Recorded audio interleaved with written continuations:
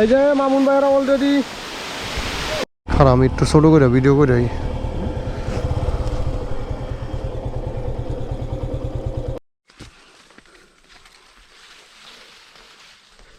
WhatsApp guys. তো সবাইকে welcome করছি আমার নতুন আর একটা ব্লগে। আমি আজকে কাপ্তাইয়ের উদ্দেশ্যে রওনা হয়েছি বাসা থেকে।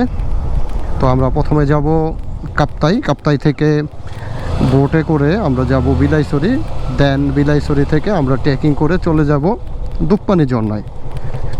আর আগামীকালকে সকালে দুপপানি ঝর্ণা থেকে ঘুরে এসে আমরা যদি সব ঠিক থাকে আমরা ইনশাল্লাহ বিকালবেলায় বান্দরবন আলীকদমের উদ্দেশ্যে রওনা হব দামতুয়া ঝর্ণা দেখার উদ্দেশ্যে, এবং সেখানে গিয়ে আমরা মিরিঞ্জা ভ্যালিতে রাত্রি যাপন করে পরের দিন দামতুয়া ঝর্ণা দেখে ঘুরে দেন আমরা চলে যাব আবার কক্সবাজার।